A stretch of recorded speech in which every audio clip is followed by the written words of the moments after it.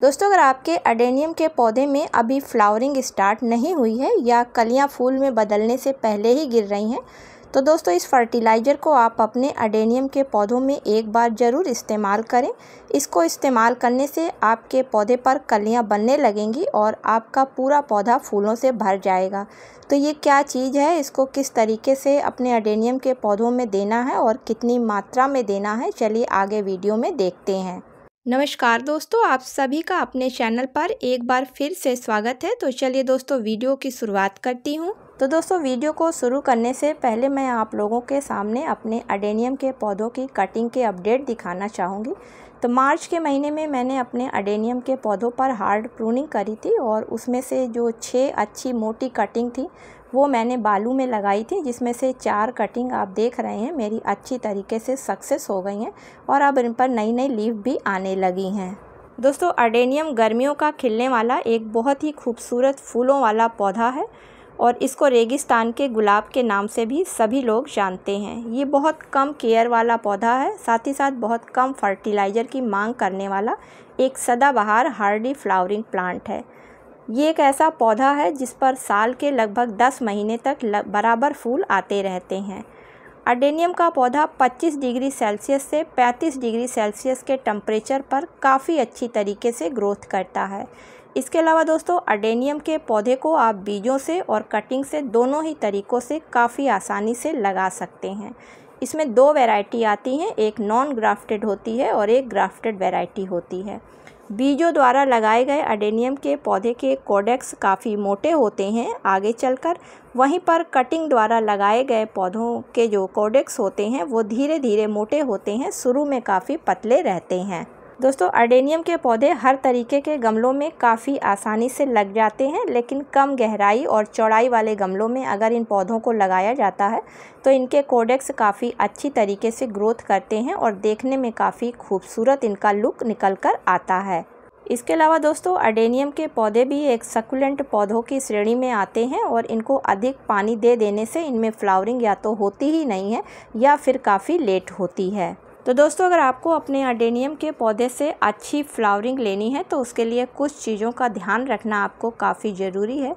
तो पहली चीज़ है कि धूप में पौधे को रखें, क्योंकि ये एक धूप वाला ही पौधा है, लेकिन जब टेम्परेचर 45 डिग्री के ऊपर जाने लगे तब आप अपने अडेनियम के पौधे को सिर्फ 4 से 5 घंटे की ही धूप दिखाएं, क्योंकि दोस्तों इससे ज़्यादा धूप दिखाने पर इनकी जो फ्लावरिंग इन पर हो रही होती है तो उनके फूल एक ही दिन में सूख कर मुरझा जाते हैं।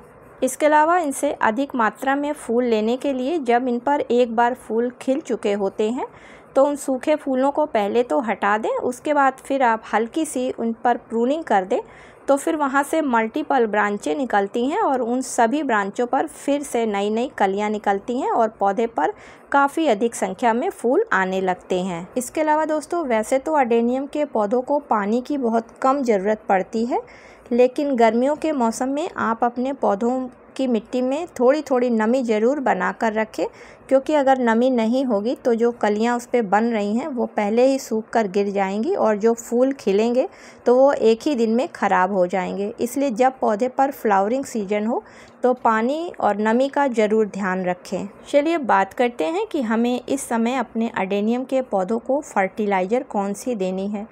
तो दोस्तों वैसे तो अडेनियम के पौधों को बहुत कम फर्टिलाइज़र की ज़रूरत पड़ती है, लेकिन फ्लावरिंग सीजन में इनको हर 15 दिन में एक बार अगर फास्फोरस और पोटेशियम रिच फर्टिलाइज़र मिल जाती है तो इन पौधों पर फ्लावरिंग काफ़ी अच्छी और इनके कोडेक्स काफ़ी मजबूत हो जाते हैं। तो अगर आपका पौधा 10 इंच के गमले में लगा हुआ है तो उसके लिए आप सबसे पहले 2 केले के सूखे हुए छिलकों को ले लें, और अगर फ्रेश केले के छिलके हैं तो आप उनको धूप में अच्छी तरीके से पहले सुखा लें, क्योंकि दोस्तों इन केले के छिलकों में काफ़ी अधिक मात्रा में potassium, magnesium, vitamin C, protein और फाइबर पाया जाता है और इसके इस्तेमाल से पौधे पर फ्लावरिंग जल्दी और लंबे समय तक होती है।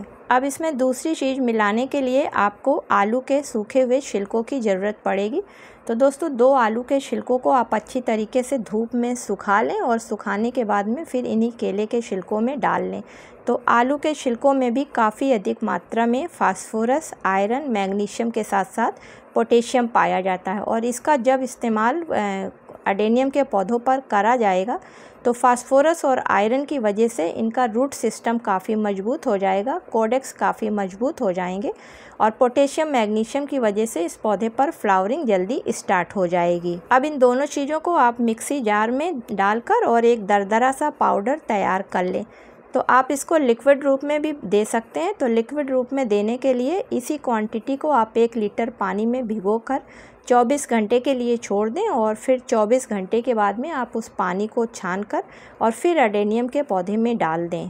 तो चलिए देखते हैं कि अब इस फर्टिलाइज़र का हमें पौधों पर इस्तेमाल किस तरीके से करना है। तो सबसे पहले आप गमले की मिट्टी में अच्छी तरीके से कॉर्डेक्स को बचाकर गुड़ाई कर लें। कॉर्डेक्स को किसी तरीके का नुकसान नहीं होना चाहिए। उसके बाद इस फर्टिलाइज़र को धीरे धीरे करके मिट्टी में मिला दें और ऊपर से अच्छी तरीके से पानी डाल दें।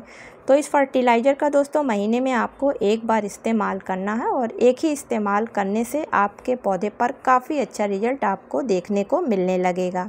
इसके अलावा दोस्तों अगर आप ऑर्गेनिक फर्टिलाइज़र ना देकर केमिकल फर्टिलाइज़र का अपने अडेनियम के पौधों पर इस्तेमाल करना चाहते हैं तो उसके लिए सबसे बेस्ट फर्टिलाइज़र NPK 19-19-19 है।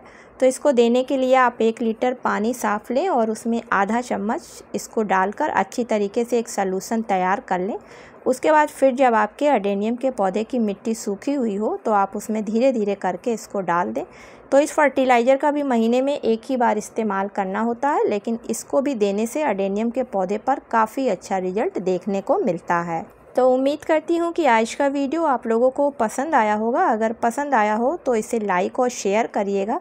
मिलती हूँ किसी अगले वीडियो में किसी नई जानकारी के साथ में। तब तक के लिए दोस्तों हैप्पी गार्डनिंग।